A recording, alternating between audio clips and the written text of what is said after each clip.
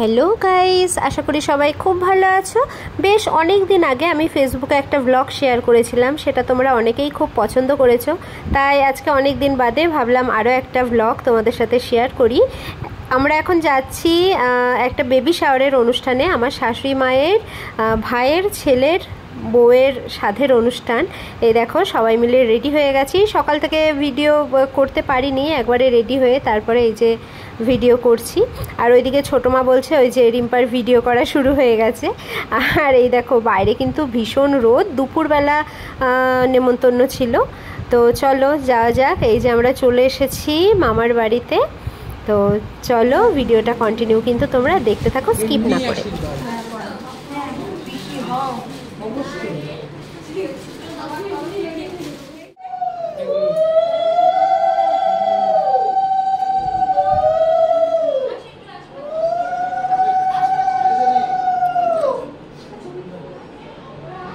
তো এইদিকে আশীর্বাদ সেরে এসে আমরা নিচে একটু গল্প করছিলাম। আর দেখতেই তো পেলে আশীর্বাদের জায়গাটা খুব সুন্দর করে ফুল দিয়ে ডেকোরেশন করা হয়েছিল।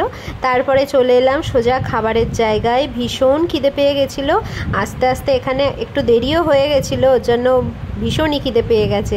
তো প্লেট আর তার সাথে টিস্যু চলে এসেছে, প্লেটটা একটুখানি পরিষ্কার করে নিলাম। তারপরে চলে এলো বিসলেরি ওয়াটার, আর তারপরে প্লেটের ওপর কলা পাতা দেওয়া হয়েছিল, যেটা বেশ আমার ভালো লাগে। বেশ একটা কি বলবো, সাবেকিয়ানা একটা ব্যাপার থাকে কলা পাতাই খাওয়া। আর তারপরে চলে এলো একদম সরু চালের একদম গরম গরম ঝুরঝুরে ভাত, তার সাথে লেবু ছিল, নুন তো ছিলই। তো যাই হোক, এবার চলে এলো মাছের মাথা দিয়ে ডাল, যেটা আমার কিন্তু ভীষণই পছন্দের। ইভেন মাছের মাথা দিয়ে আমি যে কোনো রান্নাই খুব ভালোবাসি। আর লম্বা লম্বা করে বেগুন ভাজা, বেগুন ভাজাটাও খুব সুন্দর ছিল, ওপর দিয়ে পোস্ত ছড়ানো ছিল। বেগুন ভাজা দিয়ে একটুখানি ডাল দিয়ে খেতে জাস্ট ফাটাফাটি লাগছিল। আমি ডালের মধ্যে লেবুটা নিতে ভুলেই গেছিলাম, লেবুটা দিয়ে যখন ডালটা খেলাম তখন যেন ডালের স্বাদটা আরও দ্বিগুণ হয়ে গেল। তারপরে চলে এলো পটল চিংড়ি, যেটাও আমার ভীষণ পছন্দের। চিংড়ি মাছের যে কোনো আইটেম আমি খুব ভালোবাসি, তবে তুলনামূলক পটল চিংড়ির থেকে ইঁচড় চিংড়িটা আমার একটু বেশিই ফেভারিট। তো পটল চিংড়িটাও কিন্তু খুব ভালো হয়েছিল। পটল চিংড়ির পরে চলে এলো স্যালাড, যেটা ভীষণই হেলদি, এটা তো খেতেই হবে। আর তারপরে চলে এলো ভেটকি মাছের পাতুরি, যেটার সাথে বাঙালির একটা আলাদাই যেন ইমোশন জড়িয়ে রয়েছে। যদিও আমার ভেটকি মাছের পাতুরি খুব যে প্রিয় আমি সেটা বলবো না, তবে আমার শাশুড়ি মা, সোনাই, মিন্টু ওরা কিন্তু সবাই খুব ভালোবাসে। আর এই যে খেতে বসে ভেটকি মাছের পাতুরি খোলার সময় এই যে সুতো টুতোগুলো টেনে ছিঁড়তে হয়, এগুলো আমার কাছে ভীষণই বিরক্তিকর একটা ব্যাপার। খাওয়ার সময় আমি এত দেরি একেবারেই করতে পারি না। তো যাই হোক, তারপরে এই যে পাতুরিটা কলা পাতাটা খোলা হয়ে গেছে। মাছটা কিন্তু বেশ ফ্রেশ ছিল আর রান্নাটাও খুব ভালো হয়েছিল। আমি বেশ কিছুদিন আগে ভেটকি মাছের পাতুরি করেছিলাম, সেই দিনও সবাই খেয়ে বলেছে খুব ভালো হয়েছে। আর তারপরেই চলে এলো কাতলা মাছের একদম পাতলা ঝোল, যেহেতু মোটামুটি ভালোই গরম পড়ে গেছে ওর জন্য খুব রিচ করেনি ঝোলটা, খেতে কিন্তু বেশ ভালোই হয়েছিল। আর মাছটাও খুব ফ্রেশ ছিল। এরপরেই চলে এলো ফ্রুট চাটনি আর তার সাথে পাঁপড়।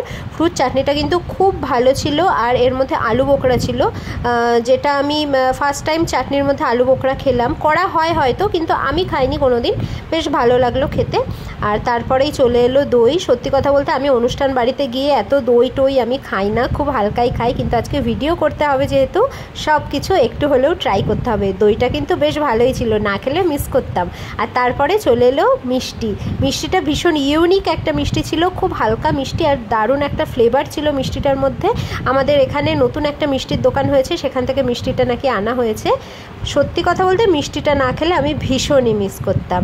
তো সব শেষে চলে এলো মুখশুদ্ধির জন্য পান, যেটা মিষ্টি পান ছিল, মোটামুটি আমার ভালোই লাগে।